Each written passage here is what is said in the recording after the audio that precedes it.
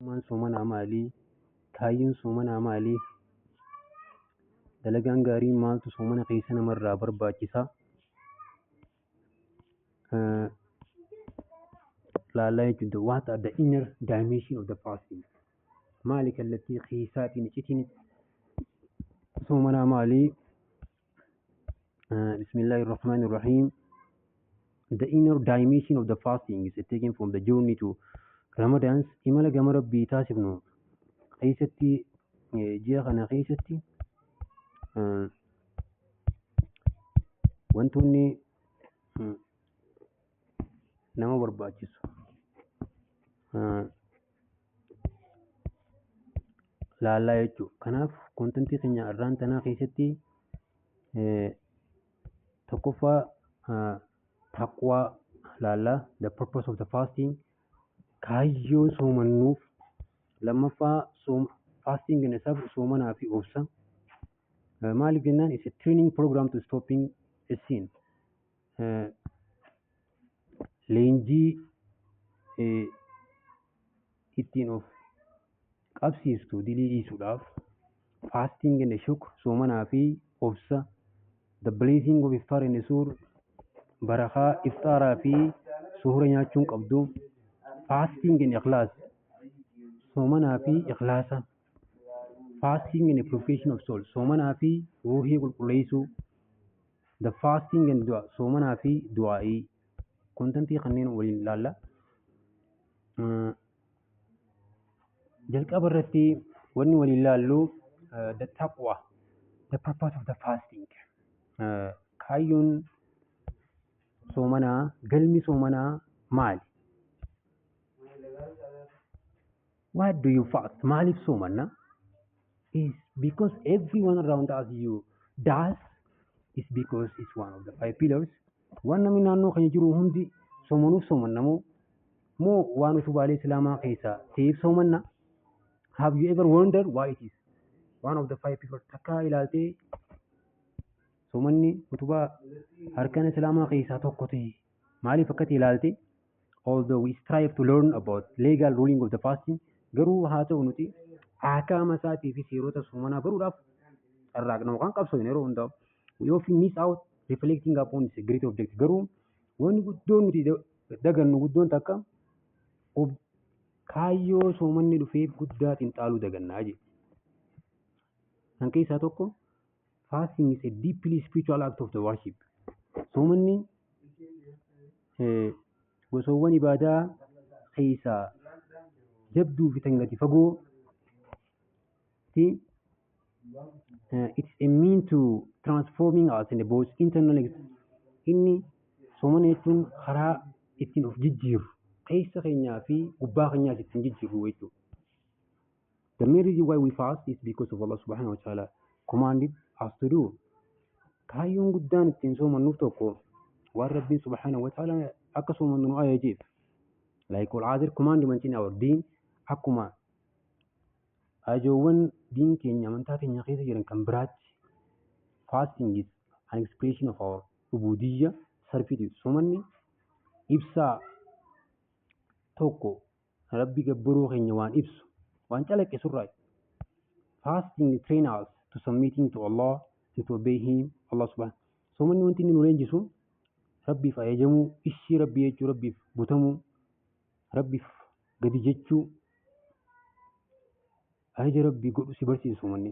Rabbi subhanahu wa ta'ala ni jedhe أعوذ بالله من الشيطان الرجيم يا أيها الذين آمنوا كتب عليكم الصيام كما كتب على الذين من قبلكم لعلكم تتقون. Oh, you have believed. يا ورد تكتما قلوبهم ستان. يا ورد تويدك أبتني أمري قلوبهم ستان. يا مؤمن توت كتب عليكم صيام صومني درك أما سنرتي صومنون كما كتب على الذين من قبلكم أكم ورئيس درارة درك أما تيت مالك جنان لعلكم تتقون قصد ربي أرقتني. Fasting is prescribed for you as it was prescribed for those before you, so that you may attain taqwa, pity and the mindfulness of Allah. Suuraa Baqraa ayata 183 irratti. Kanaaf the greatest purpose of the fasting is to attaining taqwa. Kaayyoon guddaan soomanaa taqwa argachuudha. Taqwa is to protect yourself from the punishment of Allah by avoiding is a provision and implementing is a command. Taqwa jechuun waan nama eegaati. Qixaata Rabbii irraa si eegu. Waan Rabbiin dhorke dhiisuudhaa fi ajaja isaa hojiirra oolchuudha. Taqwa is a believer key provision in his journey to Allah. Taqwaan muumintootaaf qulfii riskiiti jedhe. Imala isaan gama Rabbii deeman keessatti. All the prophets of Allah called their people to worshiping Allah. Nabiyyoonni Rabbii hundi isaaniitu ummata isaanii waamaa turan gara ibaadaatti gama tokkichummaa Rabbiitti. And to live a life a taqwa akka jiru sodaa Rabbii qabdu jiraatanitti waamaa turan nabiyyoonni hundi. Taqwa is the path to attaining the love, mercy and hope of Allah. Taqwa jechuun karaa ittiin argatanii jaalala Rabbiitii fi rahmata Rabbiitii fi gargaarsa Rabbiitiin argatan. Taqwa helps us to distinguish between truth and falsehood. Taqwaan nuuf laaffisti. Akka haqaa fi baaxilii fi dhugaa adda baafannu nu gargaarti. To overpower shaytaan akka injifannu nu gooti. Diina victory over our enemy. Diina keenya irratti injifannoo akka argannu nu gargaarti taqwaan. So taqwa our sins are forgiven, the great reward are missed, and our deeds are accepted. Taqwaadhaani diliin teenya nuuf dhiifamti. Miindaa guddaatti arganna. Akkasuma dalagaan teenya illee fudhatama Rabbiin biratti argatti. Kanaaf taqwaan our difficult are raised. Haa taatu malee baay'ee ulfaattu. Allah Ar-Razzaq Rabbiin suuraa ultimate provider. Suuraa taligaa waa hundaa katee provide for us from the source of we could never imagine. Nuuf dhiyeesse taligaa isaa nu sooree waan nuti yaadne irraa madda riskii. Taqwa is the ultimate ingredient for success. Kanaaf taqwaan ni taate madda milkaa'inaa guddoo fi ijoon taqwaadha. As it is shield from the hellfire, taqwaan gaachana sii taate ibidda jahannamirraa. The path to paradise karaa jannataatti si geessitii jedhe. How does the fasting leading to taqwa? Soomanni akkamitti gama taqwaa nama geessa? Gaaffii jettuuf. The purpose of the fasting is to train the nerves to raise its desires. Kaayyoon soomanaa inni guddaan leenjisuun nafsee ta'e. Fedhiisii akka diddu, fedhiisii diduu si barsiisu. Ibn Qayyim rahimahullah described the fasting as a reign of muttaqin the pious. When we fast, we temporarily make haram our souls, things that are usually halal. Gaafa soomannu yeroodhaaf waan silaanuuf halaaliitii ofirratti haraam goona. Nyaataaf dhugaatii. The fasting teaches us to say, soomanni maal nu barsiifti? No, lakkii. So our nerves and desire lubbutati lakkii akka jettu si barsiistii jedhe. This helps us to developing taqwa. Kun maaliif si gargaarinnaan sodaa Rabbii akka guddifattu si godhaa jedhe. Making it easier to restrain ourselves from haram throughout the years. Kun ammoo siif laaffisa akka ati of qabu bartu waggaa guutuu haram irraa. Fasting is therefore a means of training ourselves to obeying Allah. Kanaaf soomanni leenjisaa keenya kan nu leenjisee akka Rabbiif abboomnu Rabbiif ajajamnu nu godhuu jedhe. When we become used to eating and drinking at the same time, every day our body starts to crave food and drink. When we pass that time, often before, by fasting, we mean our nerves off from what is uncommitted to. Refusing to give in to desire instead of allowing our nerves to control us, we control our nerves. Kanaaf gaafa nyaataaf dhugaatii yeroo fakkaataadhaaf guyyaa keenya guutuu dhiifne qaamni keenya mallattoo fida. Akkuma yeroon deemaa deemtuun. Kanaaf soomanaan nafsiyyaa teenya waan isiin dur barti hunda lakkii jechuu barsiifna. Eegana hayyama nafsiyyaa teenyaa jalaa dinnee eegana nafsiyyaa teenyaa nutummaan to'achuu barraa jechuudha. Shaytaan has access to us through two primary. Shaytaanni karaalee gurguddoo lamaan ilma namaa kana seenaa. Tokkoffaa shahawaataan seena jee. Shahawaataan seena jee soom sheexaaniin. Shahawaataa fi shubahataan seenaa jee. Tokko shahawaata jechuun maali? These are the desire and worldly attraction we experience, especially the desire of the private part, lust, the stomach gluttony. Shahawat are relating to behavior and actions. Shahawat jechuun waan ta'e waan lubbuun namaa hawwituu fi harkisa duniyaa kan muuxannootti qabnu san keessattuu fedhiin dhuunfaa qaama dhuunfaa ofii fedhii ofii guuttachuu fi garaa ofii guuttachuu keessatti ta'addaasani. Shahawaan kun maali wajjin wal qabate jennaan amala keetii fi gocha keetii wajjin wal qabata. Shubaata jechuun jira ammas. Shubaata jechuun these are the depths which we experience. Kun ammoo shakkii nuti barre about the commandment of Allah. Ajja Rabbii keessatti waan nuti shakki. Perhaps even Allah himself. Gari immoo Rabbumaa shakki nu takka. Shubaata are relating to iman, knowledge. Shahawaanni kun ammoo wanti inni walitti dhiyaatuun imaana keenyaa fi beekumsa irratti jechuun. When we fast, gaafa soomannu we reducing our intake of the food or drink, have a tight rein over desire. Yeroo soomannu nyaata keenya xiqqeessina, dhugaatii ni xiqqeessina, fedhii keenya gaqqabnaa jee shahawaata waan jedhamu. This reduce ishiyaatiin kun ammoo maal godha? Dandeettii sheexaanii ittiin waraanuu qabu san ni xiqqeessa. So we are less susceptible to feeling free to his whisper. Kanaafuu nuti waswaasa sheexaanaa jalaa dandeettiin inni qabu ni xiqqaati jalaa kufaa jechuudha. Haaluma kanaan we see lies diliin xiqqeessina. Our hearts are purified. Qalbiin keenya ni qulqullooyti jee. Preventing the shuhwaat. Shuhwaata mamii lakkisuu dhiisuu jee akka qalbii keenya hin seenne gochuu.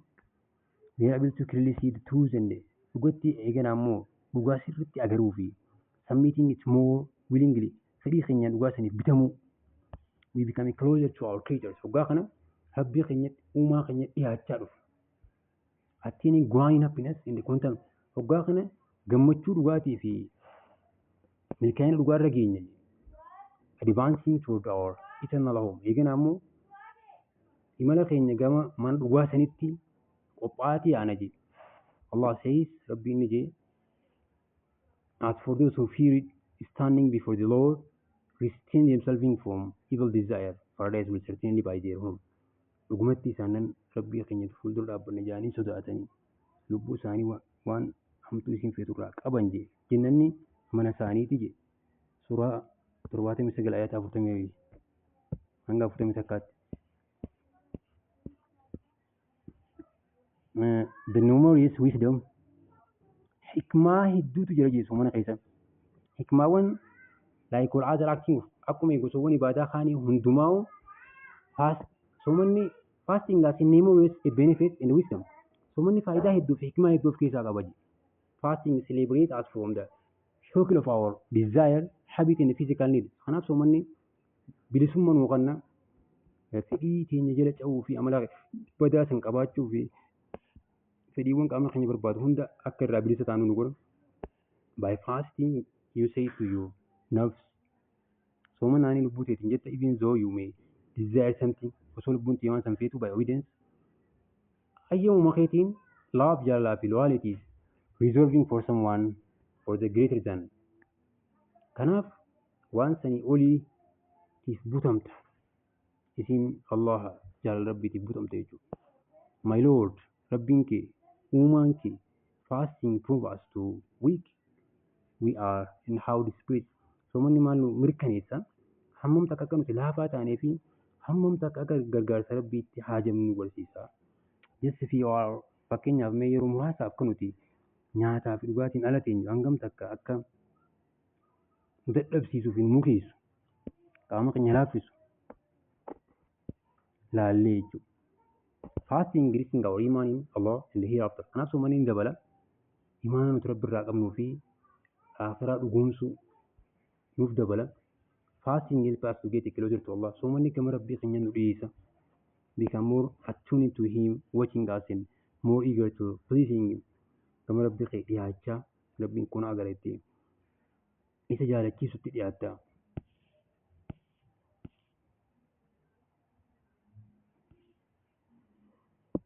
Each time your stomach growls, you could easily eat without another human being knowing. However, you stop yourself from doing so because you are aware that Allah is watching you. This is a presence of the heart and watchful awareness known as muraqabah. It is to ihsan, the pinnacle of our relationship with Allah. Kanaaf yeroo hunda yeroo garaan namaa duwwatu nyaata ala ta'u kuma salphatti atillee ni beekta jee. Haa ta'u malee ati ni dhaabda jee. Eegana ammas ni agarta dhugumatti rabbiin kiyya na ilaalu jira. Qalbii tee ati ni agarta jee. Muraaqabaa rabbiin kiyya watchful awareness irraan dagannee na ilaalu jira. Isin tun ammoo waliidha as isaana sadarkaa isaanaa akka dhiyeenuun gooti. Kanaaf hariiroon rabbii wajjin qabdu ni cimsitee safiinxaa gooti jedhu. Isaan jechuun akkuma ergamaan keenya jaalatamaan salawaatu rabbii wasalaamu alayhi ibsanitti that you worshipping Allah as though you are seeing him, for if you cannot see him, he truly see you. Hadiisa musliim keessatti rabbii kee akka waan laaltee gartutti gabbaruudha. Yoo ati laaltee agaruu baatte illee inni si agara waan ta'eef. Hadiisa musliim gabaasa keessatti. Fasting is remind a person of the hunger and the thirst of the people of hellfire. This encourages him to increase in good deeds in order to save from the hellfires. Al-Azz ibn Abdul Salim maal jedhe? Soomanni wanti nama yaadachiisu beelaa fi dheebuu warra ibidda seenanii si yaadachiisa jedhe. Akkasuma ammas si jajjabeessa akka dalagaa gaarii dabalattuu fi ammas ibidda sin jala akka itti baraaramtu si barsiisa si yaadachiisa jedhe. Kanaaf the fasting softens the person's heart. Soomanni qalbii mu'minaa ni laaffisa. Increase his empathy for the poor and encourage a person to give a charity. Eegana ammas miskiinaaf akka garaa laaftu si godha. Akka sadaqattu si gargaara. Fasting also enables health. Soomanni faayidaawwan fayyaa hedduudha qaba. Many illnesses are caused by overeating and eating food which are harmful to the body. Dhibeen hedduun sababaa garmalee nyaachuutiin qaama keenya miidhan. Kanaaf soomanni fasting provide the body from a toxin. Soomanni maal godha? Qaama keenya irraa summii qulqulleessa. Is a preventative means of protection from physical illness. Akkasumas ni eega qaama namaa akka miidhama qaamaa cimaan irra hin geenye godha. Fasting is sharpen the mind. Soomanni qalbii yookaan sammuu namaaf bana. Dandeettii sammuu keenyaatti cimsaa jedhe. Kanaaf the fasting should help us. Gabaabsinee soomanni wantoota kanneen akka argannuuf nu gargaara. Tokkoffaa attaining taqwa sodaa rabbii akka argannu godha. Lammaffaa developing control of our nafs. Nafsiyyaa keenya akka nuti to'annu nu godha. Sadaffaa rabbitti amanuu keenya nuuf cimsa. Afuraffaa imaana keenya nuuf dabala. Ubuudiyyummaa rabbiin gabbaruu nuuf dabala. Ikhlaasa qulqulleessuu rabbiif waan jedhamu developing ikhlaasa nu qulqulleessa. Increasing our sabr. Sabrii akka barannu sabrii nu keessatti guddisa. Obsa nuuf dabala. Increasing our empathy for miskiina akka gargaaru nu gargaara. Attaining ihsaan sadarkaa isaan akka dhiisu nu godha. Increasing zuhudii duniyaa tana irraa muramanii duniyaa tana dantaa dhabuu si barsiisa. Purifying our heart qalbii tee qulqulleessuu si barsiisa. Removing toxin from the body summii qaama keessanii baasa. Reflecting our weakness dadhabina keenya nu barsiisa. Marvii at Allah zagitness guddina rabbii si barsiisa. Fill our heart with a conscious remembrance of Allah. Qalbii tee akka yeroo hunda rabbii si dammaqxee yaadattu si godha. Beautify our characters amala kee akhlaaqa kee ni dabala. Raising shaitaan attack on us. Wareera yookaan duula shaiitaanaa jala akka baatu akka didduu si godha. Kanaaf fasting teaches us zuhd. Soomanni nu barsiisa. Duniyaa tan akka dantaa dhabnu nu barsiisa. Maalummaa duniyaa kana nu barsiisa. Kanaaf soomanni dirqama ta'ee hamma nyaattu xiqqeessuun soomana wanti barbaadamu hamma nyaatan xiqqeessuudha dabaluu osoo hin taane. Kanaaf kaayyoon soomanaa maali jennaan nyaata. The purpose of fasting is to make us less attaching to food. Soomana kaayyoon isaa guddaan hariiroo nyaataa wajji qabnu akka laaffifnu, dhugaatii wajji qabnu laaffifnu, fedhii waliin akka laaffifnu dhaaf dhufee by doing so we realize a worthiness of the world. Saniini hiikaa maalummaa duniyaa tan akka barru nu godhaa jechuudha. In society hawaasa keessatti where the gluttony and the lust are shameless promoted. Hawaasa ammaa keessa yeroo kanatti yeroo ofittummaa fi garaa ofii jaalachuu fi fedhii ofii ilmi namaa qaanfiif salphii tokko malee ittiin babal'achaa fi guddachaa jirtu kana keessatti fasting should make us realizing that our purpose in this life is not to eat. Maaliif soomanni kaayyoon duniyaa kana keessa dhufneef nyaachuu fi dhuguu fi fedhii fulfill our sexual desire fedhii saalaa qofa guuttachuu kan ta'an nu barsiisa. But rather they are the means ni jira kabraa jira to be used in a moderation. Waa hunda jiddu galeessa ta'anii to worshiping Allah Rabbii ofii gabbaruu akka taate nu barsiisa. Fasting and iman soomanaa fi imaanni maali? Ergamaan gootaa salawaatu rabbii wasalaamu alayhi messenger of Allah say whoever observing the fast of Ramadan with iman and ihtisab hoping for reward all his previous sin will be forgiven. Hadiisa Bukhariin gamaa keessatti namni soomanii ji'a Ramadaanaa haala rabbii isaa dhugoomsaatiin haala tawhiida qabu namni dhugoomsaatee fi namni mindaa isaa rabbi irratti abdataa ta'e dilii isaa hunda rabbiin ni dhiisaafi. He sallallahu alaihi wasallam went to say that whoever performing Qiyamul Ramadan and the Qiyamul Laylatul Qadr with iman and ihtisab all of his previous sin will be forgiven. Eegan ammaas namni soomana keessa dhaabbii halkanii dhaabbatee Laylatul Qadr dhaabbatee haala rabbii isaa tokkochoomsaa ta'een haala rabbi irratti saaphataa ta'een mindaa isaa dilii isaanii dhiifamtii fi jee hundinuu. All his previous sin will be forgiven. Dilii isaa kan darbe hundi ni dhiifamaafi. Kanaaf asirratti waa lamaa jira jechuudha. Imaanaa fi ihtisaabaa jira jechuudha. Imaanaa fi ihtisaaba qabaachuu qaba namtichi. Inni kun with this action of the Ramadan. Dalagaa Ramadaanaatiin waliin ta'uu qaba. When you fast in the Ramadan gaafa soomana keessa soomantu it cannot be caused habit. Sababa aadiifannaatiif osoo hin taane because why you family that sababa maatiin kee dalaga soomananiif. Sababa aadaa namni hundinuu sirrii dajee dalagu osoo hin taane the repetition of the iman and the ihtisaab is in above hadith. Wanti imaanaa fi ihtisaabni hadiisa kana keessatti deebi'ee nu yaadachiisuun all our the good deed should be expression of our servitude, ubudiyyaa and obedience to Allah. Kanaaf dalagaawwan teenya gaggaariin hundinuu ibaadan nuti goonu hundinuu ajaja rabbii raawwachuudhaaf akka taate. Fasting must accompanied by the iman. Soomanni guutamuu qaba imaanaani. It can not merely for physical act kan qaama qofaan godhamu osoo hin taane it deeply tiring the setting of the hair your hair. Kanaaf qalbii teetii irratti waan hedduu hidhamee jiru. Fasting with iman means to firmly believe that is a command from Allah. Maaliif amanuu qabda soomanni ajaja rabbii qofarraa akka ta'e. He has made it compulsory rabbii dirqama godhe. Kanaaf itti si galatee mindaa itti si kafala. Fasting with ihtisaab soomana haala rabbi irratti saabbataa ta'een soomana jechuun means to fasting hoping for reward only from him.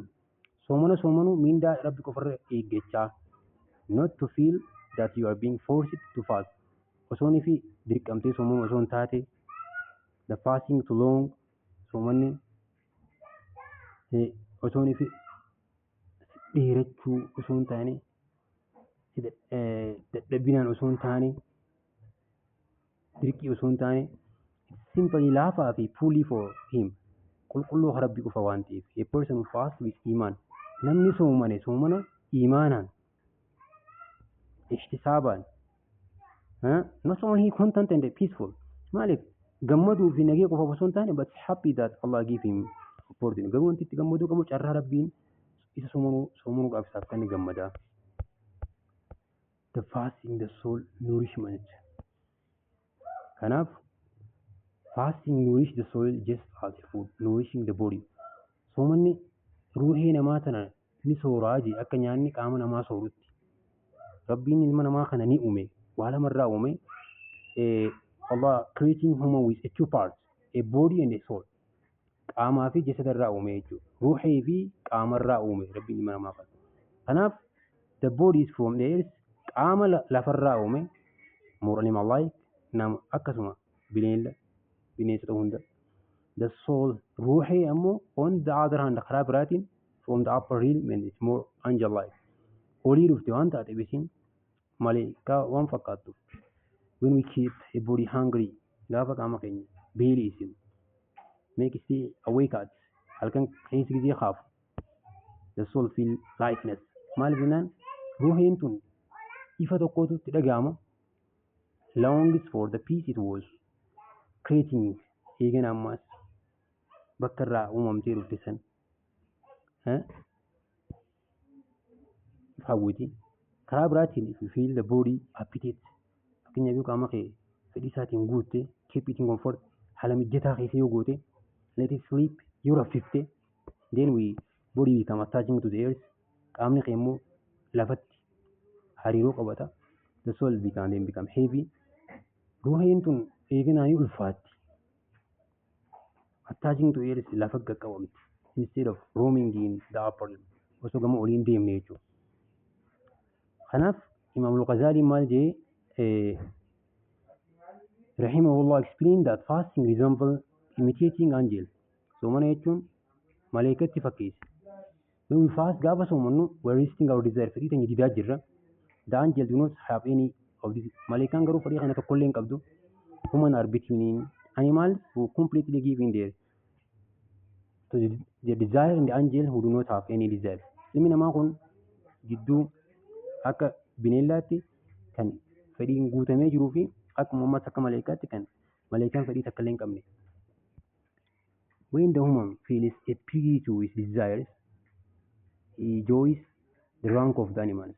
Ilmi namaa gaafa fedhii isaa keessatti kufu akka beeladaatti sadarkaa beeladaa keessa gabbu'a. But if he strives and controls his desire, garuu inni fi qabsaa'ee to'ate fedhii isaa, he reach the rank of the angel. Sadarkaa maleekaa dhaqa jedhe.